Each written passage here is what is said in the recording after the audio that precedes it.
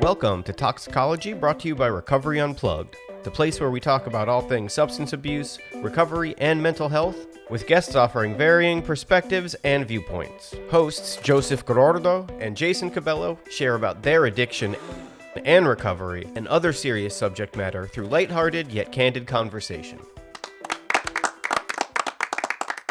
Hey everybody, welcome to another episode of Talksicology, the latest and greatest podcast about mental health, addiction, and recovery in the known universe, in the entire internet, the Matrix, and beyond. Yeah, I've expounded. I didn't get that memo. Man, it was all over the Twitterverse the other day. Yeah, the National Enquirer front page. Sure. Neil deGrasse Tyson was posting about us. As he does often. He was just in town and he's a fan. You know, came over to the house, talked about the podcast. He has to be a guest, and I was like, "Look, man, I'm sorry. We got a long waiting list." Yeah, no, he's too fancy for us.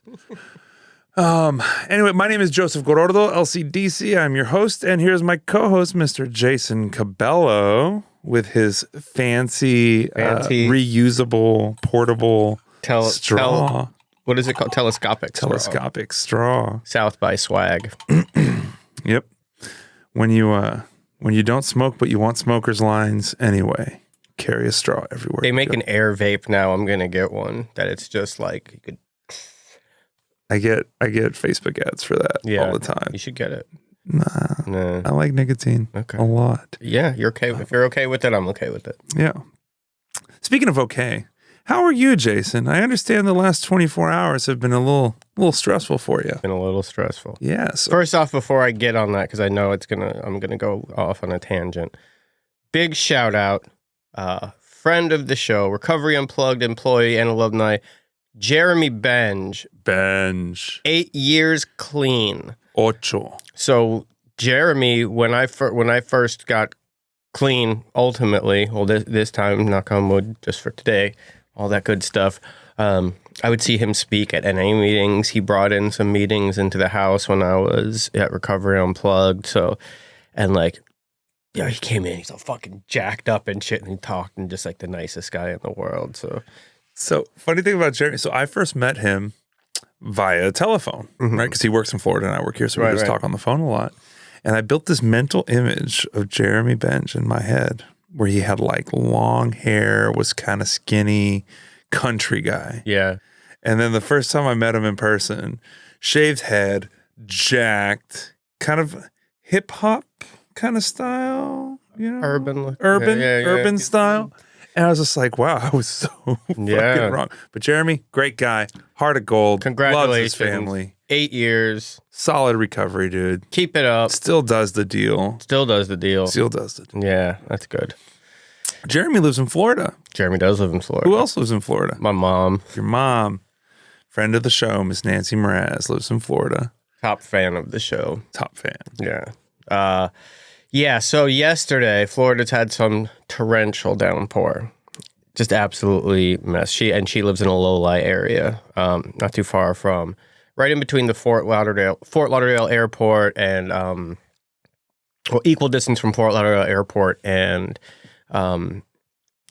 what is the big port called? Port Everglades. Okay. Right in that area. Do you think these torrential rains are the universe's retribution for Governor Ron DeSantis?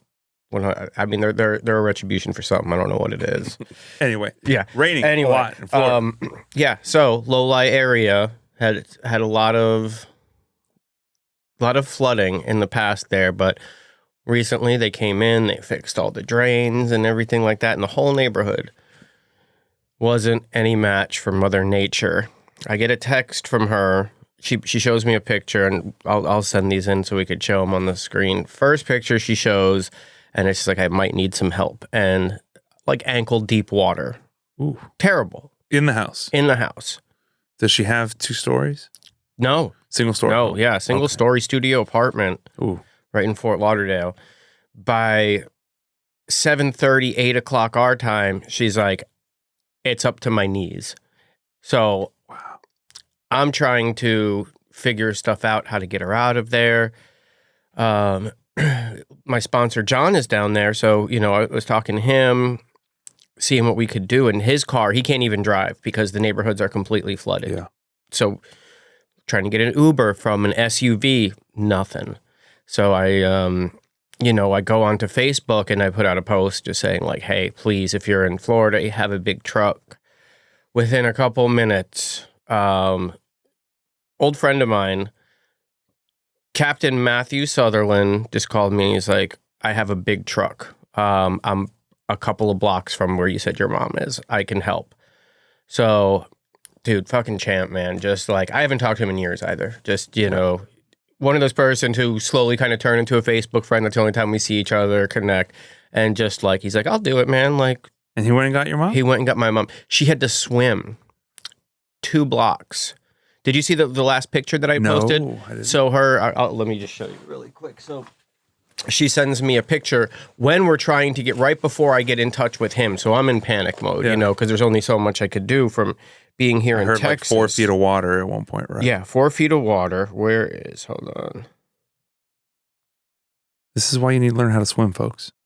That's her refrigerator. Holy crap. Yeah, that's her refrigerator. For viewers at home. Yeah, well, I'll put it up on the screen. The fridge is on its side. It has floated, lifted, and tilted over. Yeah, 4 feet up. Wow. So she had to swim from her front door, like as far as Matt could get to her, which was about a block and a half away. So she swam.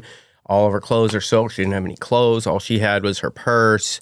And, her neighbors have dogs and kennels in there, and they don't think that. It's just a shit show. So it sounds like a good time for Mama Nancy to come visit. Sounds like a good time for her to get the fuck out of Florida. Yeah. We've been trying to...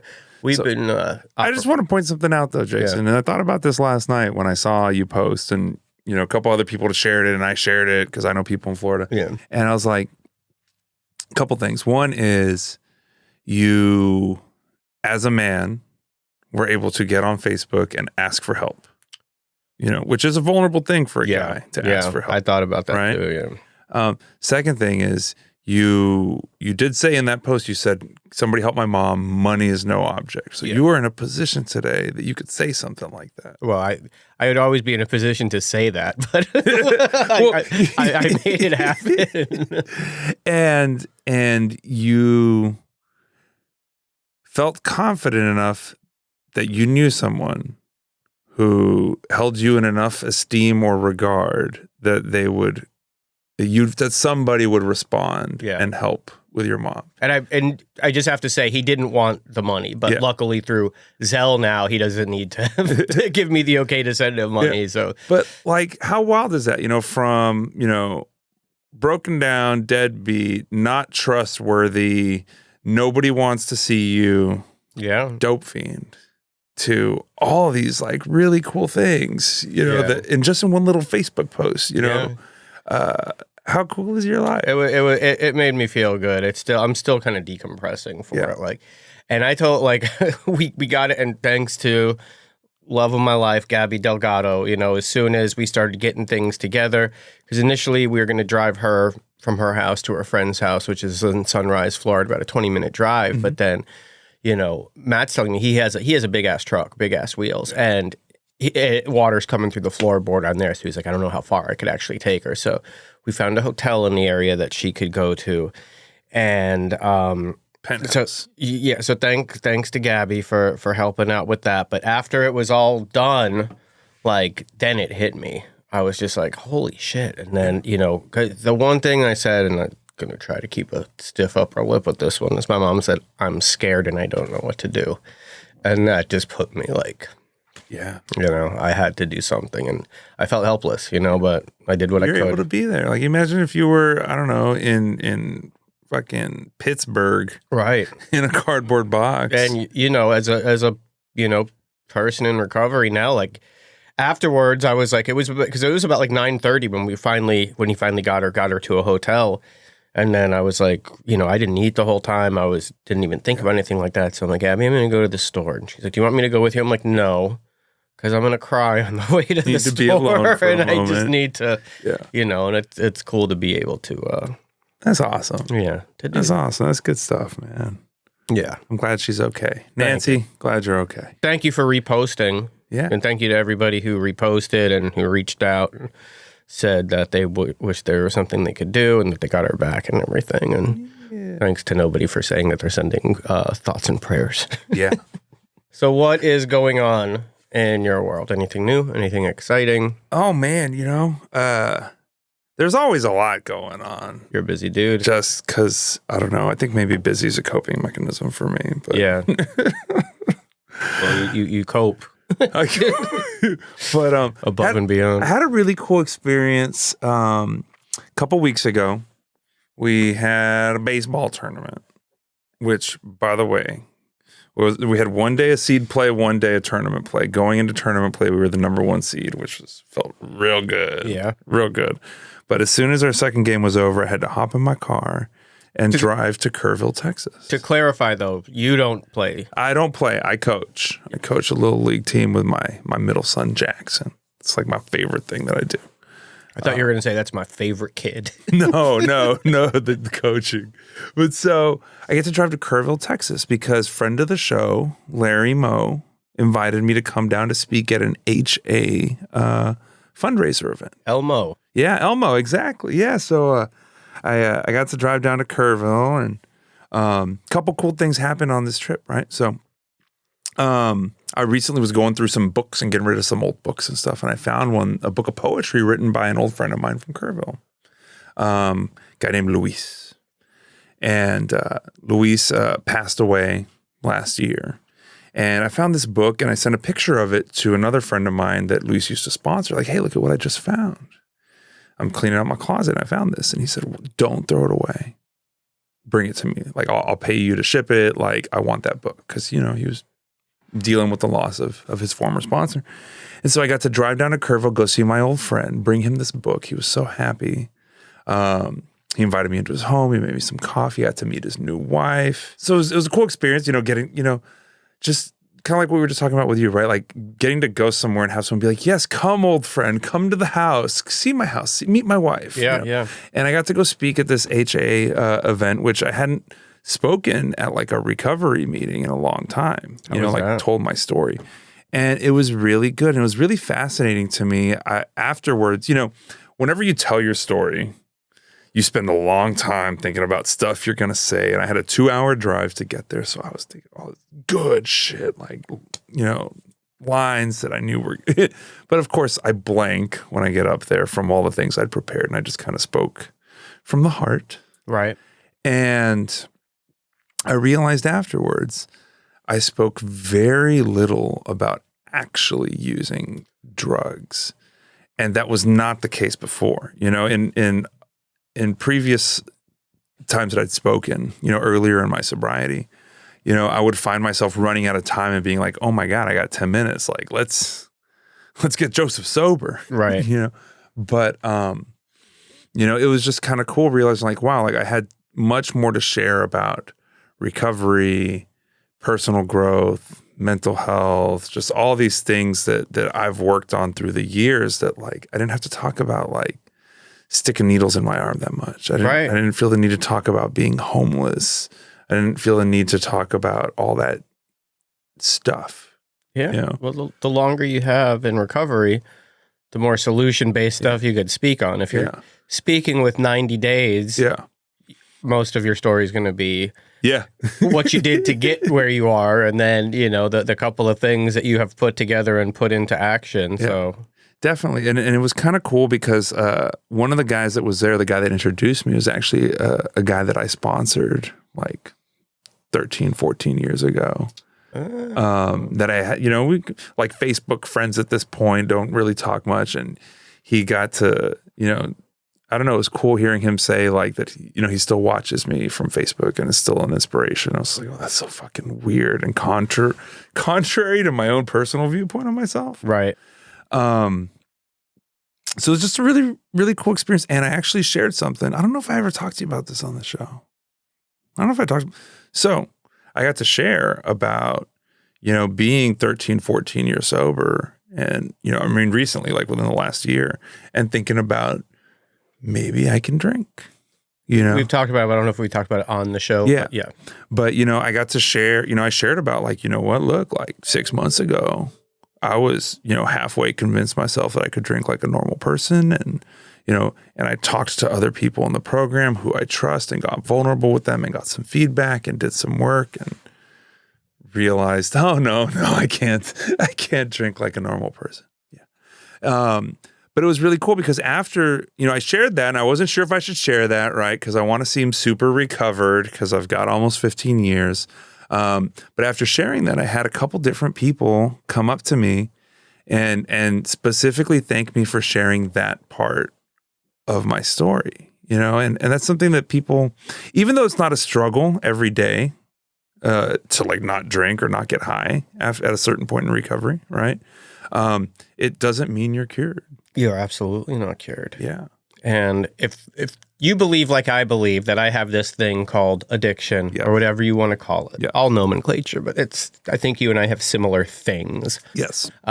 People I know do not have that thing, but just got caught up in using drugs, maybe got physically addicted, got that out of the way, did some work on themselves, and then have the luxury of saying, well, let me try this. And then finding out that wife.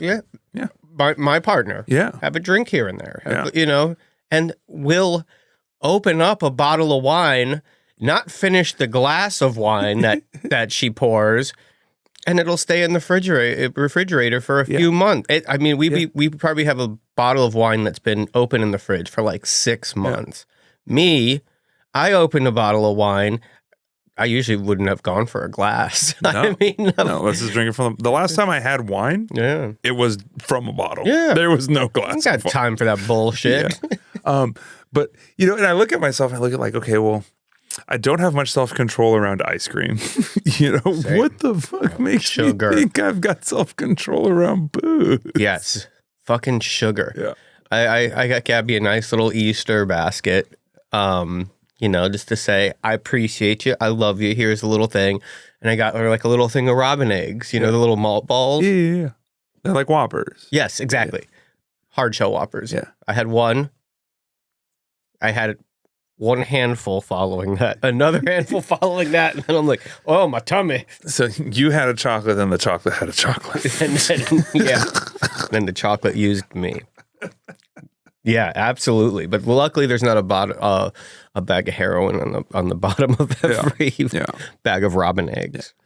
But I've seen people over the years who had double-digit sobriety go back out, and for some of them it was a short thing, and they got right back, and for some of them it was the beginning of a series of years where they consistently could not put together more than 6 months or a year before relapsing again. And I'm glad that I have men in my life that I can share that stuff with, and I remember when I shared with these guys, it was 3 different guys, friend of the show, John O, my sponsor, and another friend of mine who actually recently went through a relapse. And after how long? He had close to 10 years, 8, 9 years. Scares the shit out of, that scares me. That's the stuff that definitely makes me stay vigilant in what I do, because that's how. So if you have what you and I have, and a lot of other people have, whatever you choose to call it, it's this thing that's going to tell you at some point, you've got this under control now. You're fine. You've done so much work on yourself. You know what to do, and that's that same thing that tells you to leave treatment early. You know what to do. Yeah. Let's get out. You need to get back into your life. Like, I know what to do. I'll have one drink and then put it away. And maybe if I'm tired, I could get a prescription of Adderall or something, because I have ADHD, and that's what it's for. Yeah. And then let's take it as prescribed. My ankle hurts. I could probably get a prescription to some sort of opiate. In the past 15 years, I've had one freelapse. So to our guests at home, a freelapse is a casual recovery term, which basically means, it was medically necessary for you to consume something that is mind-altering. Which is, in most circles in the recovery world, okay. It's okay. Like, if you genuinely need it. Not supposed to be a martyr if you are going through a surgery or something like that. I mean, I got a buddy who went through neck surgery without any pain meds, and then he needed a second one. He was like, I'm not doing that again. I went through bone grafts. Yeah. And that was terrible. But so I got LASIK done they give you a Valium ahead of time to kind of mellow you out because it's very anxiety inducing. And the first thing I said to the nurse after the procedure was, do I get any more Valium? So like that's a nice indication of who I am. Right. But when I shared with these guys and got vulnerable with them, like, hey, like, look, seriously considering drinking. Here's what my brain's telling me. Here's how I'm feeling. Not one of them was like, angry about it. None of them were judgmental or like, oh no, you're still an addict. And if you have one drink, you're going to fucking ruin. Nobody came at me like that. They all heard me. One of them said, look, Joseph, of all the people I know, if any, if somebody can drink like a normal person in my life, it's probably you, but I still don't think it's a good idea. And I was like, okay. And then another one said, so what's your plan around drinking? And I was like, what do you mean? He's like, well, so like, what do you think is okay and not okay? Or like, and I was like, oh, well, I thought about it and I won't drink in Texas and I'll only drink on vacation. And I'm not going to drink beer. It'll only be like a nice $high cocktail. I won't drink in Texas. Yeah. I was like, I'm thinking, I won't drink in front of my kids. I'm picturing like, I'm on vacation. I'm in Vegas. I'm on the 30th floor of the Bellagio. I'll have a fucking old fashioned in a glass with a thing. Like this very you are bougie, painting a picture of what a normal drinker looks like. and he looks at me and he goes, Joseph, normal people don't think that much about a glass of alcohol. And I was like, you're right, you son of a You got me. He's like, how long have you been thinking about that? And I was like, probably like 2 weeks. He was like, yeah, bro. Yeah. He's like, I don't think that's normal. But he didn't tell me what to do. Nobody told me what to do. They just heard me and gave me their opinions. And, I sat on it for like another week and I was just like, what the fuck? Yeah, exactly. You don't have to plan a perfect scenario to have one drink and then put that drink down. And I remember back in the day, before I got sober, when I first got into heroin, I would come up with plans on how not to do heroin. And that is not normal either. I was like, wow, like same thing, Well, you've talked about your one planned relapse on the show before when you were working at a bank, is that? Oh, yeah. And you had the whole relapse plan. Oh, yeah. I spent like a month on this relapse plan. Getting the money. You took the money from the AA basket, took it directly from. But my mother was giving me $2 a day, one for coffee at the meeting and one for the basket. And, I got the coffee. The baskets didn't get anything. You son of a bitch. You're the reason why there's not more meetings in Carville. No, that was in Laredo. Oh, okay. Even more so. Now, eventually I did go steal the envelope from the collection from when Chris R., who's a pretty famous 12-step speaker, he speaks all over the world. Mm-hmm. When he went to Laredo to speak, which was like an event, people came from other cities to come. Oh, do tell. It was a fat So I don't think this is about 2 weeks before I actually got sober this time. So this would have been the beginning of July 2008. And Chris R. is coming to Laredo to speak. And like I said, it's an event. People from McAllen, from Corpus, from all South Texas drove to come to my little home group to hear Chris R. speak.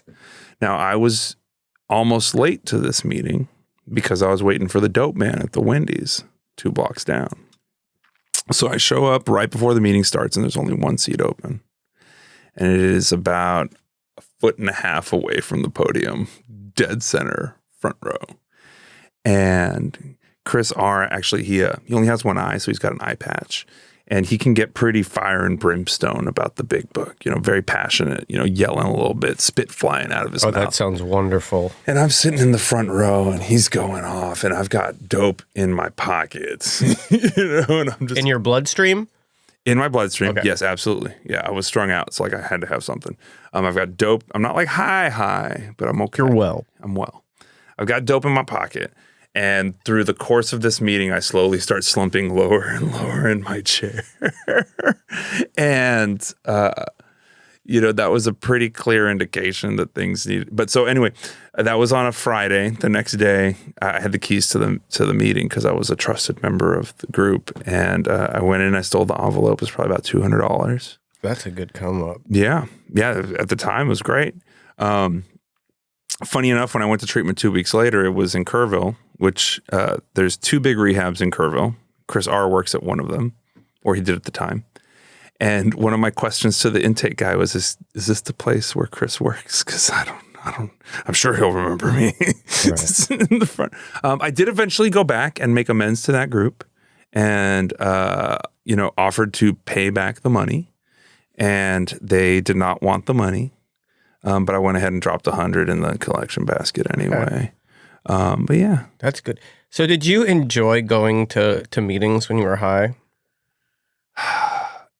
I kind of did. Yeah, me too. I kind of did. I liked the fellowship. People loved me. They were loving. They thought I was sober, but maybe they thought you were sober. A couple of people had some suspicions towards the end, but during that 6-month period of time, I had a sponsor. I did speaker meetings. I did H&Is, and people definitely loved on me. I remember. So my sober day is July 21st. My birthday is June 23rd.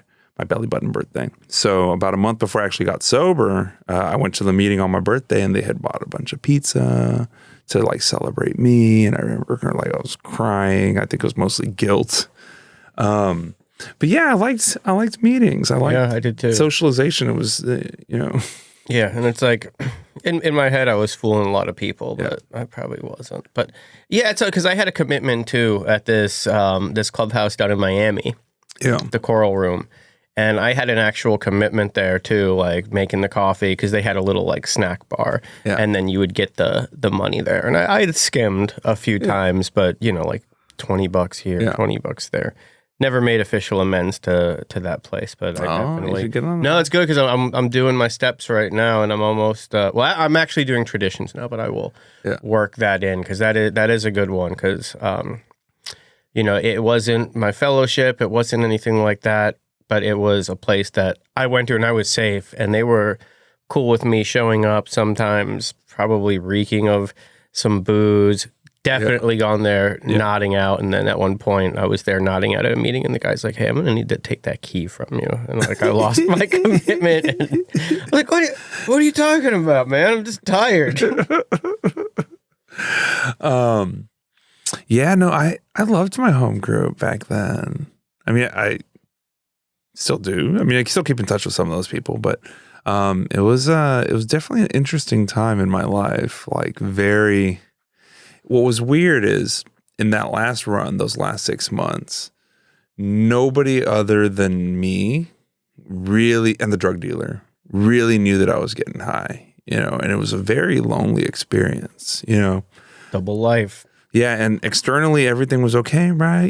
Girlfriend, family thought I was sober, I had a job, friends in recovery, speaker meetings, all, whatever. Plenty of people calling me, texting me, always having stuff to do, going to school, doing great, but feeling completely isolated and alone because the only people who really knew who I was were me and the dope man. Yeah. Did I ever tell you the story about when I first went back to school?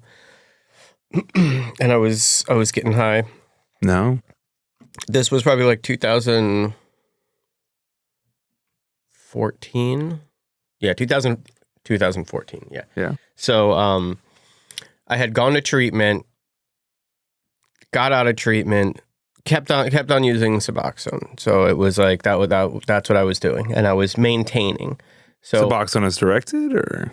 No, absolutely. Oh, okay. I was injecting. So you were abusing Suboxone. Yeah. So, but definitely, yeah. I was not trying to taper off. I was, I had found a way that I could get something off of it. Yeah.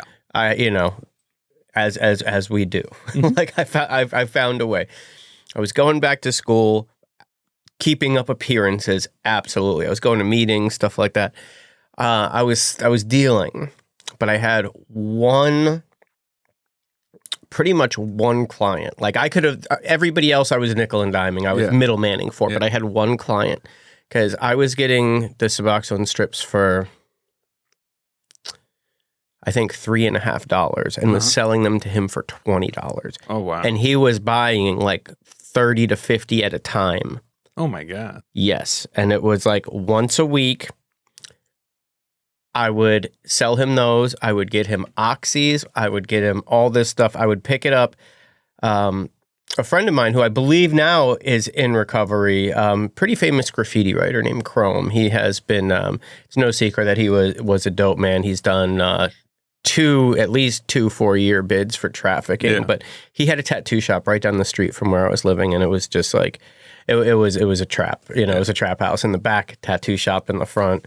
And he kept up appearances for a tattoo shop for a while, and then it just turned into a shooting gallery. But anyway, so I would go on, I think it was usually Mondays, I would pick up my delivery, go drop it off, go to school. So that was my thing. And, I was doing okay. I was, abusing Suboxone, but that was it. Yeah. So in my mind, pretty good for you. Yeah. For me, yeah, absolutely.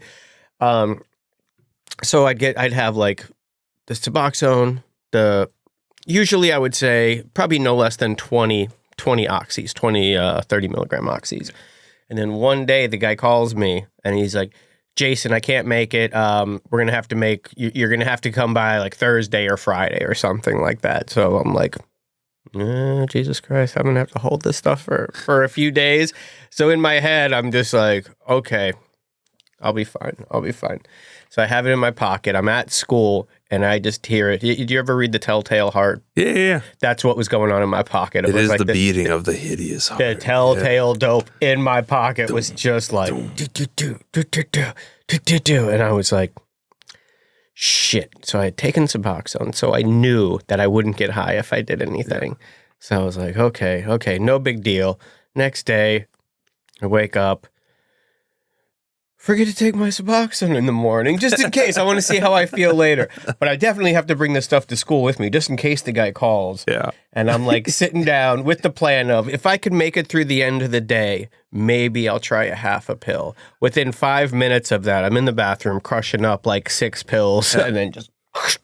And that was it. I love this vision of Jason, like on a college campus with a backpack, going to class, just like a shitload of dope in your pockets. Everybody in the class knew too. Like I was on a call one day, and I was just like talking to this guy, and I'm just like, "Hey man, yeah, I got like a 10-pack. I got this, I got that." No, like this one guy comes up to me, he's like, "Hey, what you got right now?" And I'm just like, "Oh, a little bit of this, a little bit of that," and then like and later, this girl's like, "Do you know where I could get Adderall?" I'm just like, "Here you go." It's on the house. Good times. Yeah. So I think we should address the awkward elephant in the room. Yeah, our guest today has not shown up as of yet. Still got 20 minutes, so and just in case, we don't need a guest. No, we're all right. We got each other. Extended banter. Episode. So, is there something new going on at Recovery Unplugged? Some sort of trauma therapy? Oh, yeah. We should talk about? So this has actually been really, really fun. We're getting ready to launch a small, intimate, 6-bed, trauma-focused residential program. Where? At the same location where we have our detox here in Austin, Texas. That's huge. It's pretty cool because the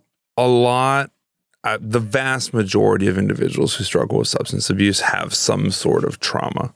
And very often we talk about big T trauma and little T trauma, right? So almost all addicts have little T trauma, just because of the nature of being an addict. You put yourself into situations that are dangerous, scary. I've had a gun held to my head at least twice. And amongst a bunch of other, situations that, were a little traumatizing. I wouldn't say huge trauma, right? But little T trauma. Now, within that, there is, a fairly sizable amount of clients who actually have, what we refer to as big T trauma, some significant trauma, whether it be, acts of violence, sexual assault, women who've done some kind of sex work in service of their addiction very often have some significant trauma. And there's some specialized care that you can do for folks who are dealing with substance use alongside that kind of trauma. So I'm pretty excited to be working on this project. That's rad. That is, though, because I know so many people, even starting from back when I was in treatment, that could have definitely benefited from that. Yeah. And now that, and were we outsourcing that clients would go to somebody else for a while to take care of that, or they would? So historically, what we've done and what most treatment centers do is, really not address the trauma during their initial care, and then refer out to a private practice therapist. But the challenge is, trauma work is difficult. It's uncomfortable. So, you've got 30, 45, 60 days sober. You're not in treatment anymore. You're in the free world where you have access to all your unhealthy. And now you skills. decide to rip off that Band-Aid where you don't have that. And now you're doing, and so very often we would see people kind of with this pattern of relapse where, they understand recovery. They've worked the steps. They've gotten some relief, yet they still keep finding themselves back in treatment. And very often it's because they have trauma that hasn't been addressed. Or when they do begin to address the trauma, kind of that emotional challenge is so difficult that they just revert back to drinking and using to cope with what's being brought up from that. Right. Yeah. So this is an opportunity to start them on that trauma work, get them a little bit of relief around that trauma while they're still in a safe, controlled environment with, nurses and counselors and 24-hour techs and all that kind of stuff to be able to create a safe space for them. So it's pretty cool. It's very exciting, and we get to, build the program from scratch. And you like doing that, don't you? I do. I like building stuff. Yeah. Legos. Treatment programs. Treatment centers. It's all the same thing. Yeah. Well, that's cool. Yeah, so it's pretty cool. So we're doing that, and got to, what's fun for me is having people that know more about stuff than I do around. So, we got an LPC who's going to be kind of heading up that program, and he knows a lot about trauma. So I'm getting to learn stuff. And it's a fun thing to do. Thank you, Recovery Unplugged, for letting me do that and for being the title sponsor of this show. Yeah, because that's all you need is more stuff on your plate. You are not busy enough as it is. Well, yeah, I'm trying to get some stuff off my plate. We're not going to do summer baseball. Okay. This year. So that's something. Well, they're still going to do it. You're just not going to be part of it, right? No, I don't think Jackson's going to do it either. Oh, okay. Yeah. You're not going to. Okay. Yeah. That's good. And travel and do stuff. When I send them to the skate park, I'll take them out, skate with them. Harper's the one who has a skateboard. Okay. Jackson has never really shown interest in skating. Yeah. Harper's got a nice skateboard with a little Misfits fiend on it. There you go. Start him young. Yeah. I think we went to the skate shop and he just picked that. He didn't know anything. He was just like, it's a cool skull. You sure you didn't steer you want a skateboard with a Misfits logo on it? Yeah. It was fun though getting to teach him okay, now we're gonna get the screwdriver and we're gonna run it along the edge, and now we're gonna get the blade and we're gonna cut off all the extra. And I was like, I still got it. You still got it? Yeah. Can't skate anymore, but I can put some grip tape on the deck. That's all you need sometimes. Yeah. Help him out. Would you be supportive if he wanted to go full into skating? Yeah. Pads? No pads? Or would you say that's his choice? I like knee pads. If he's going to do tricks and shit, I think knee pads. I'd say if I had a kid, I would say helmet. Just, brain. Got that brain. Yeah. I personally, I cannot wear pads when I skate, though. Yeah. There was one skate park that we would go to. Still around, one of the oldest skate parks in the nation, Kona Skate Park, in North Central Florida. And they would make you wear full pads. And I just felt like a fucking like RoboCop. I could not get comfortable. Let's talk about music. Let's. Yeah. What you been listening to lately? Lately, I've been really getting back into this band, the Lemon Twigs. I think you showed me this band a while back. Yeah, very 70s glam. Yes. Two-piece. They're actually coming to town soon. A little avant-garde. Yeah. But really, really good stuff. I love the Lemon Twigs. Anything new you've been listening to? What have I been listening to lately? I actually have gone on a deep dive into early 90s hip hop lately. Been listening to some Pharcyde. Pharcyde's great. Some Tribe Called Quest. What's annoying, though, is a lot of those albums have been remastered. And I don't like the remaster. Sounds just... When you hear something so many times, and if they just change the slightest thing on it, you know it. Yeah. You absolutely know it. So I've been listening to a lot of the early 90s hip hop. Gotten out of the sad boy country phase, which I think coincided with the maybe wanting to drink phase as well. That's a good pathology. Sad country leads to some bourbon or some whiskey. I guess so. I mean, they sing about it plenty. Yeah. You know. Beyond that, no, but I am getting excited. ACL lineup should be dropping pretty soon. They typically drop kind of mid to late April. Right. So it's going to be that time. There's a lot of rumors flying around that the yeahs are going to be on the bill. That would be... Which, yeahs are one of my all-time greats. Did you watch Meet Me in the Bathroom yet? No. Oh, you have to watch it. It's like not available on like regular streaming. It is. It's on Prime. Okay. When you first told me it was only available on weird streaming. It wasn't on streaming when I first told you. It was only in theaters when I first then it was on like this really like art house streaming platform. Prime is out art house? No, before Prime. It was on something else. Was it? Okay. I did research. Okay, I believe you. But I think it's on Prime now. I've seen it. But if they perform, I am absolutely prepared to lose my shit at their performance because I have a very vivid memory of early in my addiction, maybe like year 1, year 2 of being strung out on heroin was when the yeahs dropped their first album. And I'd already been a fan. A Fever to Tell? Yes. I had already been a fan of some of the EPs that they dropped prior to that, where they were a little heavier, a little crazier, right? More sleazy. Yeah. Art Star and all that kind of stuff.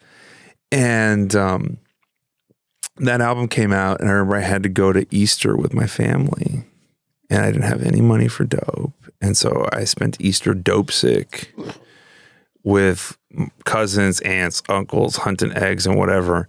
And I eventually ran away and hid with my Discman and just listened to that Fever to Tell album. That's a good reminder whenever you start thinking about that one perfect alcoholic scenario beverage is being around a ton of people while dope sick. Yeah. That is the absolute worst. Because, I mean, at one point, dope sickness would get me up and going. Dope sickness would just light a fire under my ass. Like, I could make this feeling go away. I could do it. And then towards the end, it was just like I had no hustle for it. And just the slightest inkling of it, when you would feel like your nose start to itch, you started sneezing, you felt the chills coming on. It hurts my stomach. It's a bad feeling. Yeah. Let's never do that again. Deal. There we go. Healed. Cured. Magic. Recovery magic. Yeah. You know, there's this line in the Big Book where it talks about like the real alcoholic. And it says like, you know, despite making vows and promises, or they say, despite taking solemn vows and promises, and despite consequences, you know, like they really mean it when they say these things that they're going to stop drinking, but they still end up drinking again. You know? It happens. Yeah. And I think that's one of the things that normies struggle to understand. It's like, oh, you're just a fucking liar. It's like, well, no. When an alcoholic or addict says that they're ready to stop, they really do mean it. And we deal with it in treatment all the time, right? Yeah. You know, a guy wants to come in begging, please, I'll do anything. I'm ready. And then 3 days later, they're like, you know, what do you mean there's no more coffee after 5? I'm leaving. Yeah. Had a client recently wanted to AMA over a vape. Of course. Yeah. The biggest thing in the world. Yeah, the client wanted one of those big mod vapes, which we don't allow, and was going to AMA over a disposable vape. Biggest problems in the world. Yeah. And it's like, wow. It's a good reminder of just like, you know, when you're in the grips of addiction, just how like nothing else really matters and your brain will play tricks on you. Like this vape is the reason to leave treatment. when really. So I was in treatment one time, and the state-run place that I was in a bunch of times, like 30,000 times. Yeah, like 20. Yeah, round it up to 30,000, and I'm going through it, and I'm doing perfect client. That was me, like therapist pet, always doing everything. Like, hey guys, you guys want to get together and do maybe a little like book study or some step work together? That guy, and then I'm like, okay, so you could make a phone call at that place like on week 3, and that's it, like one phone call. So I'm like, okay, week 3. I'm like, oh man, it's gonna be great. I call my mom. I tell her about my plans. Like, it's gonna be great. She was like, oh yeah, your tax return came.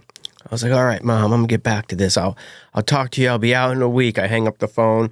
I'm like, all right, guys, cool. And I get to my room and I just start packing my bags and just walk out. Not even a thought in my head. It was just from like A to B. That's all I tax returns here. And I took I walked like 2 miles with all my shit in a garbage bag, as I did quite often back then. Got on a bus, and then I show up at my mom's, and she's just like, "Are you fucking kidding me? You got that check?" Yeah. And then I'm like, didn't have any vegetarian options in the cafeteria. All I was eating was hot dog buns and salad, which was kind of true, but it was like that. Come on, whatever. Come on, an easy out. I've often, I remember asking a tattoo artist one time, like, what's their busiest time of year, and he said tax return season. Mm-hmm. But I wonder if there's any correlation, if there's data that shows a spike in relapse around tax return season. That's interesting. I should look into that. I'll check into the analytics of our with our alumni. What is there a spike in April? I would imagine so. Yeah. All right, so we're getting near that time, Joseph. How do you want to? I think we've rapid fire questioned each other so many times. Do you want to rapid fire question ourselves? I'll let you start with that, because I'm not even sure how to unpack that. Like, just ask yourself a question and answer it. We talk about double lives all the time. Right. No. Come on, I'll ask you. Okay. We'll do. It's rapid fire question time. It's rapid fire question time.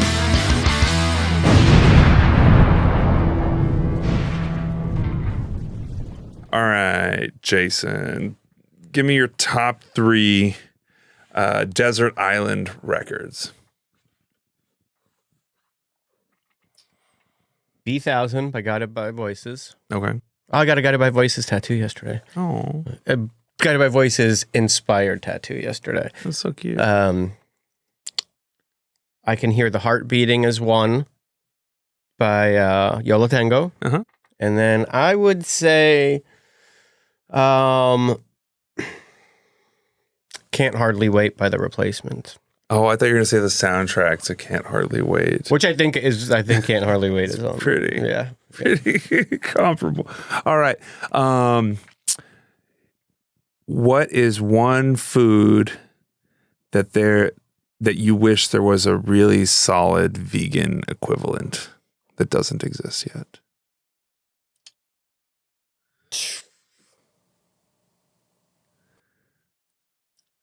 Shredded chicken. I used to love shredded chicken tacos. And there's just not a thing. Nah. Oh, Good. I'm so sorry. Yeah. All right. I've probably already asked you the ice cream flavor. Okay, let's do. Torchy's is doing a taco of the month in honor of Jason Cabello. What's the taco called, and what do you put in it? Vegan shredded chicken. That's it. Just vegan shredded chicken. Fresh serrano peppers, pickled jalapenos, in a watery tomato sauce. On corn. On corn. Yeah. All right. What has been the single happiest moment of your recovery?